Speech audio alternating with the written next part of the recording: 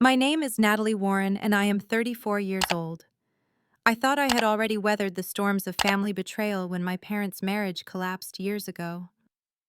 I believed I had built a fortress of strength around myself, brick by brick, with every hour I poured into my hotels, every sacrifice I made to create the life my brother and I never had as children. But nothing could have prepared me for the moment when the wedding planner called to tell me that my own brother's fiancé had canceled my invitation to his wedding, while still keeping the $65,000 deposit I had given them. I want you to imagine what it feels like to hear words like that. To stand in your own office surrounded by the emblems of your success and suddenly feel 12 years old again, helpless, voiceless, left out of the most important moments of family life. The planner's voice was polite, businesslike, but the cruelty of the message hollowed me out. "Your attendance is no longer required," she said. Required as if my presence at my only brother's wedding was an obligation, not a birthright. James and I had once been inseparable, two children clinging to each other in the wreckage of our parents' divorce. He was 14, I was 12, and the sound of doors slamming and insults hurled down hallways had taught us early to be one another's shelter. I can still see us counting out coins on the bedroom floor to help pay for groceries when Mom's paycheck didn't stretch far enough. He'd look at me with determination, whispering, "We only have each other, Nat. No matter what happens, I'll always have your back." And for years he did. It was James who cheered me on through college, sending pieces of his construction wages to help with my textbooks. It was James who drove through the night when a pipe burst at my first hotel, standing beside me, ankle deep in water, until the contractors arrived. He was my partner in survival, my biggest supporter, my constant. So when he found Melissa, a woman from a world of old money and cold smiles, I told myself my unease was just overprotectiveness. I tried to believe she would love him the way I did, fiercely, selflessly. But the truth was there in every withering glance she threw at me, every thin smile that did not reach her eyes. Still, when James called me breathless with joy to announce his engagement, I felt happiness rising in me too. I wanted to give him the celebration of his dreams. And when I offered to cover the deposit for the venue and catering at my flagship hotel, the Sapphire Grand, it wasn't just money. It was love. It was faith. It was my way of telling him, "I believe in your future." $65,000. A gift that represented months of profit, countless hours of work. Money that could have gone into expansion or repairs or simply security. Instead, I gave it freely, telling myself it was worth it to see my brother smile. And for months, I endured Melissa's endless demands, new draperies, imported flowers, menu after menu of tastings that left my staff exhausted. I told myself it was the price of love, the price of peace. But as the wedding drew near, the invitations went out and mine never arrived. At first I excused it, a mistake with the post, an oversight. Surely James hadn't forgotten me. Surely Melissa wasn't cruel enough to exclude me while still using my hotel, my catering, my money. But whispers reached me. Cousins gushed about gold-foiled envelopes. Photos surfaced of bridal showers and engagement shoots, and I was nowhere in them. My chest tightened with dread until finally I confronted James. His words still burn. "Melissa and her mother have very specific ideas about the atmosphere. This wedding could open doors for us." The doors he spoke of were the kind that slam in your face if you don't fit the mold of wealth and pedigree. Suddenly, I was no longer a sister, but an obstacle, too much a reminder of service, of labor, of the world Melissa wanted to leave behind. And then came the call. The planner's careful voice informing me that my presence would not be required, but the deposit would remain. My blood turned to ice. Betrayal has many faces, but this one wore the mask of family. In that moment, standing in the quiet hallway of my hotel, I realized something vital. They had underestimated me. They thought I was still that girl at the mercy of everyone else's decisions. But I was no longer powerless. I owned the walls they wanted to celebrate within. I held the contracts, the signatures, the leverage. They thought they could erase me from my brother's life while still reaping the fruits of my labor. And for the first time I felt something sharper than grief rising in me, resolve. The time for silence was over. I didn't sleep that night. I walked the halls of the Sapphire Grand long after the last guests had retired, the chandeliers casting cold light on marble floors that had seen thousands of celebrations, but never one so tainted as this. Every corner of the hotel was mine, every detail built with sweat and sacrifice. And now my brother's wedding was to unfold here without me, as if I were just another faceless employee. The thought burned in my chest like acid. By dawn, the anger had solidified into clarity. I called Benjamin Carter, my attorney, a man who had seen me through more than one business battle. He listened silently as I told him about the deposit, about the cancellation of my invitation, about the humiliation pressed into me like a bruise. When I was finished, he cleared his throat. "You're the owner of the venue. The contract is in your name. You have far more power than they realize." The words cracked something open in me. For too long I had played the dutiful sister, swallowing my pride to keep peace. But Melissa had mistaken kindness for weakness. She had not just excluded me, she had tried to erase me. 2 days later, I arranged to meet James for coffee. He arrived looking tired, his tie askew, a shadow of the boy who once swore we'd never abandon each other. For a moment, I almost reached for him, almost begged him to remember who we were. But then I saw the hesitation in his eyes, the way he glanced at his phone, as though Melissa's invisible hand guided him even here. "James," I began softly, "tell me the truth. Did you know I wasn't invited?" He shifted in his seat, unable to meet my gaze. "Melissa thought it would complicate things. She wants consistency. Her family circle is very particular. This wedding is more than a ceremony, it's an alliance." An alliance. The word cut through me like glass. "And what am I, James Deadweight? An inconvenience? I gave you $65,000 for that alliance. I offered my hotel, my staff, my resources. I've bent over backward for you. And in return, I'm erased." He winced but said nothing. His silence was louder than any confession. "Do you even hear yourself?" I pressed, my voice trembling with hurt. "When we were kids, you swore you'd always have my back. Now you can't even give me a seat at your table." He finally looked at me, then eyes heavy with something between guilt and resignation. "It's complicated, Nat. You don't understand the pressure. Melissa's family." I slammed my hand on the table, the porcelain cup rattling. "I don't understand. I built my life from nothing. I clawed my way up so you wouldn't have to. And you're telling me you'd rather betray me than stand up to her." The conversation ended in silence. He left with a muttered promise to figure something out, but I knew. My brother was slipping away from me, strand by strand, tangled in Melissa's web. That night I stood in the ballroom where the ceremony was set to take place. Gold-trimmed chairs lined in perfect rows, silk-draped tables glowing under crystal chandeliers, floral arrangements flown in from Holland. My staff had followed every request, every ridiculous demand. It was stunning, yes, but it was also mine. As I looked around, an idea began to bloom in my mind, dangerous and intoxicating. If Melissa thought she could take my money, my venue, and strip me from the picture, she had underestimated the depth of my resolve.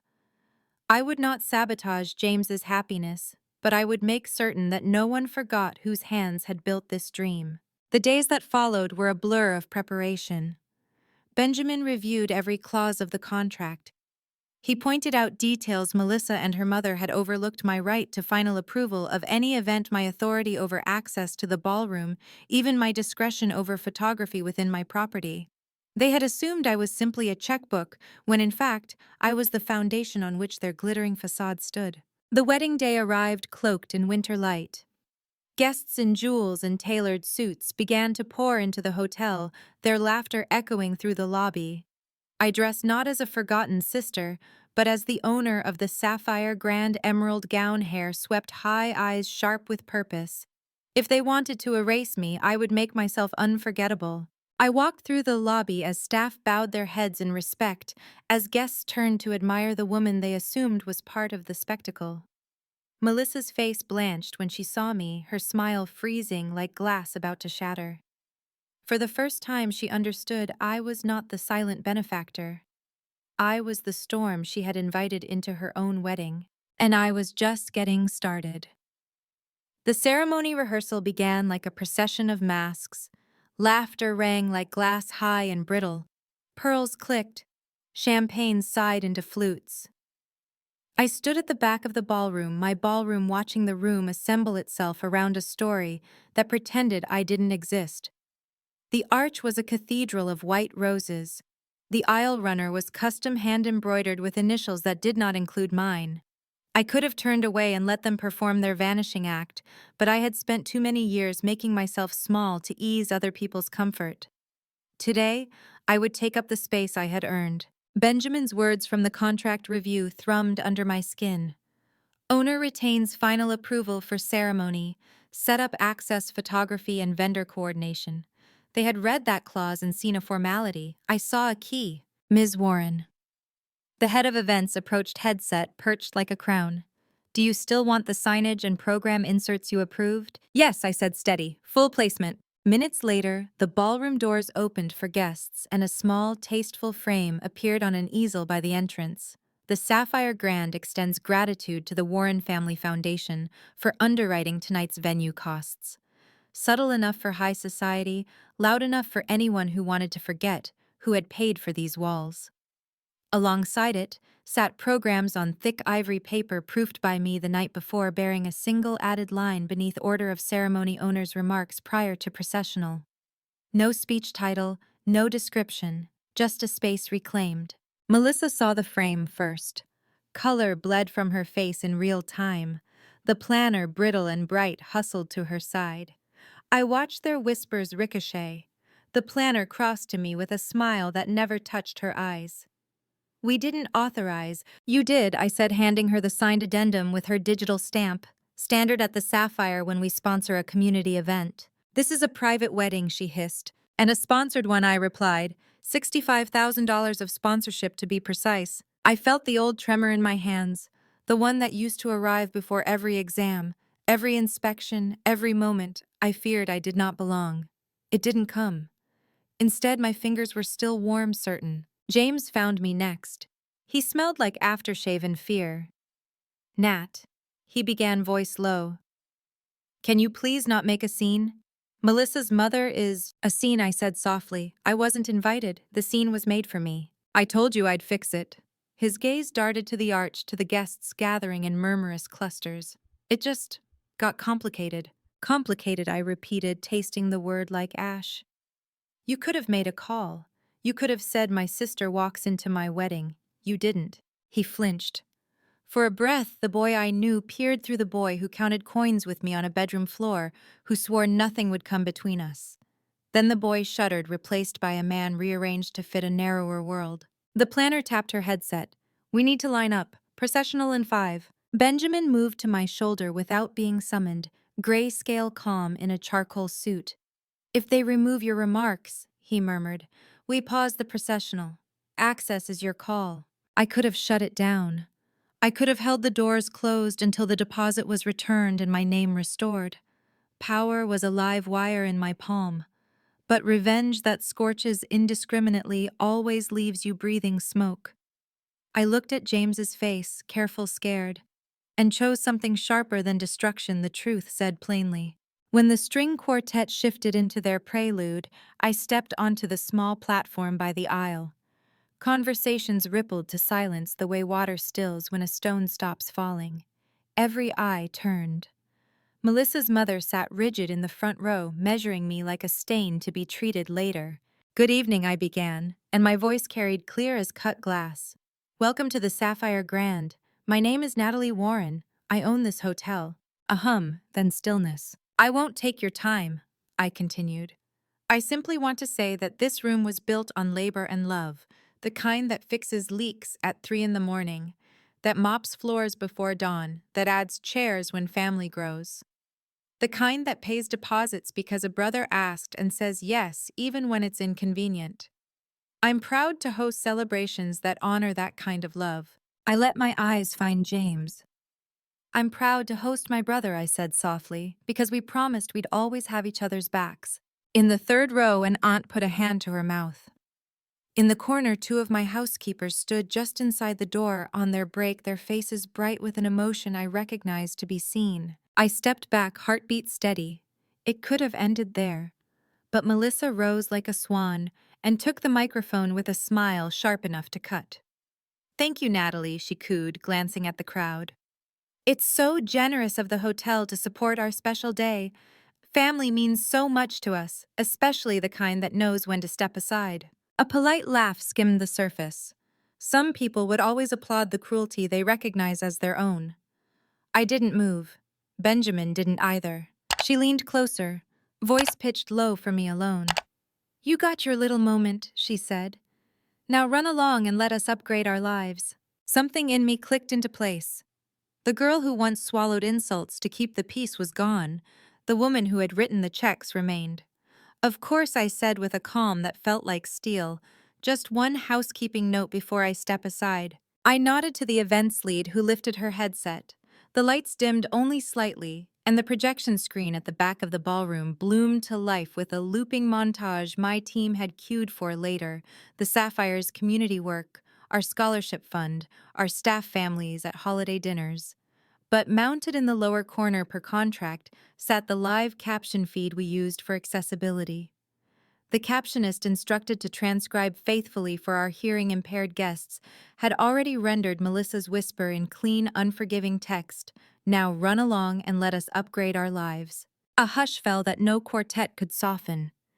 Words once weapons used in the dark lay under white light for everyone to see. Melissa's smile thinned to paper. Her mother surged up in indignation, but you can't argue with a mirror. People saw. That was all I had ever wanted: truth to stand on its own 2 feet. James stared at the screen, then at me, then at the arch as if it might tell him who he was. My chest ached, not with triumph, but with the old familiar love that wanted better for him than the person he was being asked to become. The planner scrambled, stammering about technical issues. I spared her. "My apologies," I said into the mic, eyes never leaving my brother's. "We'll return to the regularly scheduled program." I stepped down. As I passed James, I touched his sleeve.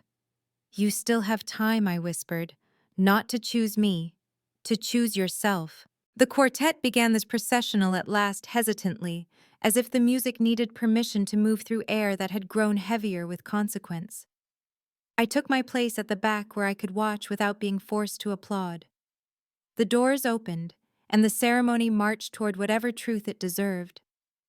The ceremony lurched forward, as if nothing had happened, but everyone in that ballroom knew otherwise.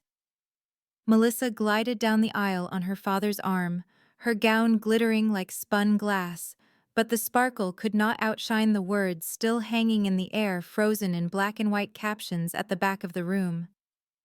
Guests whispered behind their programs, their eyes darting between the radiant bride and the sister she had tried to erase. I stayed seated at the rear back, straight chin lifted, determined not to let my heart spill out of me. The violins strained to fill the silence, but even their song carried a tremor. James stood at the altar, his hands clasped so tightly they shook. He looked pale, like someone forced to stand still while the world tilted beneath his feet. The officiant's voice rang out formal and bright. "We are gathered here today to witness the union." The usual words, the usual script. But nothing about this felt usual. Each vow Melissa spoke sounded less like love and more like strategy promises to elevate each other, to honor family legacies. When James repeated the lines, his voice cracked. I recognized it immediately. It was the sound of a boy who wanted to be brave but felt trapped. When the officiant asked if anyone objected, the air turned sharp. No one rose. Not because they didn't want to, but because Melissa's family's money sat heavy in every corner of that room. No one except me at least had anything to lose. And so the silence was its own kind of betrayal. But fate has its own timing. The reception was where the facade finally split. The ballroom transformed again, tables glittering champagne towers, gleaming guests flushed with wine and gossip. I stood by the edge watching Melissa bask in the glow of admiration, every laugh choreographed, every gesture rehearsed. James hovered near her, but never close enough to touch, as though even proximity carried a cost. Then came the speeches. Melissa's father toasted new beginnings and powerful unions. Her mother praised her daughter's elegance, slipping barbed glances toward me with every sentence. And then it was James's turn. He rose, glass in hand, his face pale, but eyes alight with something I couldn't name yet. he began softly. When I was a boy, my sister and I used to count coins on our bedroom floor to help Mom buy groceries. We promised each other that no matter what happened, we'd always stand together. Tonight, I realize I've broken that promise. The room stilled. Melissa's hand shot out clutching his sleeve, but he gently pulled away. My sister gave everything she had so I could stand here, he continued, voice steadying. She paid for this venue, she supported me when I had nothing, and when others tried to erase her, she stood tall anyway. That's strength. That's what family really means. I should have remembered sooner. A murmur rose among the guests, rippling through silk gowns and black tuxedos. Melissa's face drained of color fury disguised as a frozen smile. James turned toward me. Natalie, I can't undo the pain I caused, but I can say this. I see you. I honor you. And I won't let anyone cut you out of my life again. Applause burst, not polite, not forced, but genuine. Some guests rose to their feet. Even members of Melissa's own extended family clapped their allegiance, shifting under the weight of undeniable truth. Melissa stood, her composure fracturing. James. She hissed the microphone, catching every syllable. This isn't the time. But James didn't sit down. It's exactly the time, he said, because a marriage built on lies and exclusions will crumble before it begins, and I won't start my future by betraying my past. The silence that followed was thicker than stone. Melissa's mother rose in outrage, dragging her daughter with her, muttering about disgrace and contracts. They stormed from the ballroom, heels striking like hammers. James lowered his glass shoulders, sagging with relief and shame entwined. He met my eyes across the room, and for the first time in months, I saw my brother again, the boy who once whispered we'd only ever have each other. The reception stumbled forward in awkward fragments. Guests muttered, unsure whether to stay or flee. But I stayed, rooted not out of vengeance, but because leaving would have meant surrender. I had finally spoken my truth. James had finally remembered his. Later that night, long after the guests had scattered and the ballroom had emptied, James found me on the terrace. The city stretched below us, lights like 1,000 small flames. His face was lined with exhaustion, but his voice was raw, honest. I don't know what's left of this wedding, he said, but I know I don't want to lose you again. I let them silence me. I let them make me forget who we were. I'm sorry, Nat, truly. I looked at him for a long time, torn between anger and the love that had never fully left me. You hurt me, I whispered, more than anyone ever has. But if you're willing to rebuild, so am I. And in that fragile moment, with the night air carrying both regret and possibility, I felt the first cracks of healing. The terrace was quiet, the kind of quiet that only comes after a storm has ripped through and left nothing standing. James leaned against the railing, the city lights flickering across his face. I saw the boy I grew up with, and I saw the man who had let me down so deeply. Both truths lived in him, and I had to decide which one I could hold on to. I don't expect forgiveness overnight, he said. I just don't want to lose you, not for good. His words cracked something inside me. I thought of all the nights I had spent believing family meant sacrifice, even when it bled me dry. I thought of Melissa's cold smile, of the planner's dismissive voice, of the captioned words that had revealed her heart to everyone. And I thought of the vow James and I had once made, children, clutching each other in the wreckage of our parents' war. We only have each other. I can't erase what you did, I said softly. You let her treat me like I didn't matter. You chose silence when you should have chosen me. That wound will take time. But James, if you're willing to fight for us now, I'll meet you halfway. He nodded, tears bright in his eyes. For the first time in years, I believed him. The days that followed were messy. Melissa's family pulled their money-canceling contracts and threatening scandal. But scandal only sticks when you have something to hide.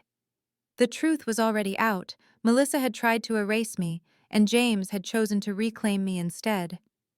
Their engagement dissolved in whispers and headlines, but I didn't gloat. Karma had its way of settling debts without me needing to sharpen the knife. At the Sapphire Grand, life continued. Weddings unfolded in my ballroom, brides twirling under chandeliers, families raising glasses in love instead of calculation. I poured myself back into the hotel, but something inside me had shifted. The work was no longer just about survival, It was about building spaces where people felt seen, where no sister, no friend, no outcast ever felt invisible again. James began showing up again, not just in words but in actions. He helped with a renovation project, surprising me with his old determination. We laughed over late-night takeout memories bleeding into new beginnings. It wasn't perfect. Trust once broken doesn't mend in a day. But it was something. It was us. And me, I learned that revenge isn't always about destroying someone else. Sometimes it's about refusing to let them destroy you. Sometimes it's about standing tall in the very room they tried to push you out of and letting the truth echo louder than their lies. Standing at the window of my office one evening, watching the city burn gold in the setting sun, I realized the real inheritance my brother had nearly lost wasn't Melissa's connections or her family's approval, it was me. The sister who had carried him through lean years. The woman who had never stopped believing in him even when he forgot to believe in himself. And maybe that's the lesson in all of this. Family isn't just blood or last names on invitations. It's loyalty. It's showing up when it matters, not when it's convenient. It's choosing each other again and again, even after the world teaches you how easy it is to walk away. So if you've ever been cut out, overlooked, or betrayed by the very people who should have stood beside you, hear me. Your worth is not determined by their blindness. Sometimes the cruelest cancellations become the doorway to your greatest clarity. If this story touched you, please like this video, share it with someone who needs to hear it. Subscribe for more stories of resilience and leave me a comment below. Tell me, what does family mean to you? Because for me, family is not about who invites you, it's about who never lets you feel left out in the first place.